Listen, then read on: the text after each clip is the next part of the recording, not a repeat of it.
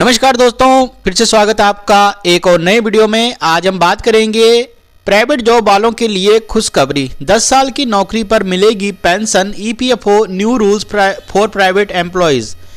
दोस्तों नीचे चलेंगे इस आर्टिकल में निजी क्षेत्र में काम करने वाले कर्मचारियों के लिए एक बड़ी खुशखबरी आई है। ईपीएफओ ने नए नियम लागू किए हैं जिनके तहत अब केवल 10 साल की नौकरी पूरी करने पर पेंशन का लाभ मिलेगा। यह कदम उन कर्मचारियों के लिए बहुत राहत भरा है जो अपने रिटायरमेंट के बाद वित्तीय सुरक्षा चाहते हैं।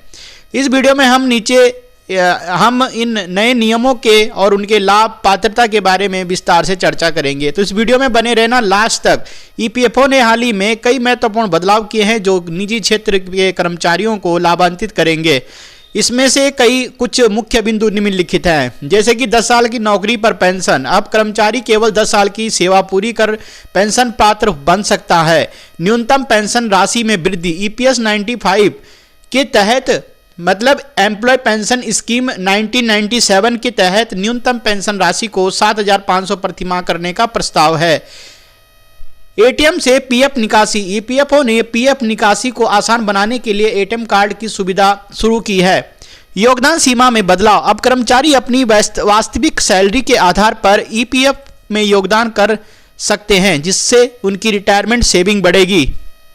दोस्तों नीचे चलते हैं पेंशन योजना के लाभ। नंबर 1, भविष्य की वित्तीय सुरक्षा। यह योजना कर्मचारियों को रिटायरमेंट के बाद आर्थिक सुरक्षा प्रदान करती है। नंबर 2, न्यूनतम पेंशन राशि। ईपीएस 95 के तहत न्यूनतम पेंशन को 7,500 तक बढ़ाने का प्रस्ताव है। नंबर 3, आधार आधारित भुगतान प्रणाली। इससे पेंशन भुगतान प्रक्रिया तेज और सरल हो जाएगी। नंबर 4, एटीएम सुविधा। पीएफ निकासी के लिए एटीएम कार्ड की सुविधा और कर्मचारियों को बड़ी राहत मिलेगी। नंबर 5, योगदान सीमा में लचीलापन। कर्मचारी अपनी सैलरी के अनुसार योगदान कर सकते हैं, जिससे उनकी पेंशन राशि बढ़ेगी। पेंशन के लिए पात्रता। पेंशन योजना का लाभ उठाने के लिए कुछ आवश्यक शर्तें पूरी करनी होंगी।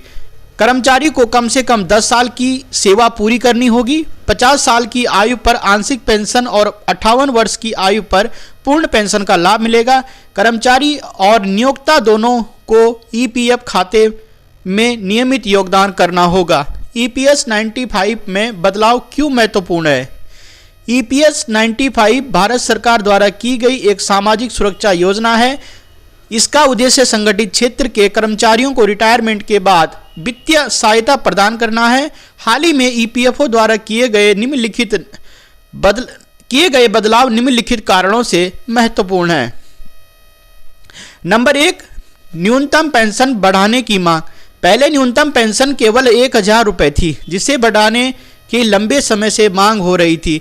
अब इसे 7,500 तक बढ़ाने का प्रस्ताव है। नंबर 2, रिटायरमेंट सेविंग में वृद्धि। नई नीति कर्मचारियों को उनकी वास्तविक सैलरी पर योगदान करने की अनुमति देती है, जिससे रिटायरमेंट फंड और पेंशन दोनों बढ़ेंगे। नंबर 3, डिजिटल सुविधा। एटीएम कार्ड और आधार आधारित भुगतान प्रणाली जैसी सुविधाओं से प्रक्रिया अधिक पारदर्शी और सरल हो गई है।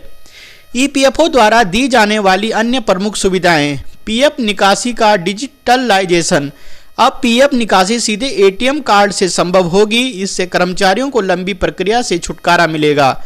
नंबर 2, आधार आधारित भुगतान प्रणाली। आधार नंबर लिंक होने के बाद पेंशन सीधे बैंक खाते में जमा होगी। इससे धोखाधड़ी और देरी कम होगी। नंबर 3, नए ऑनलाइन पोर्टल।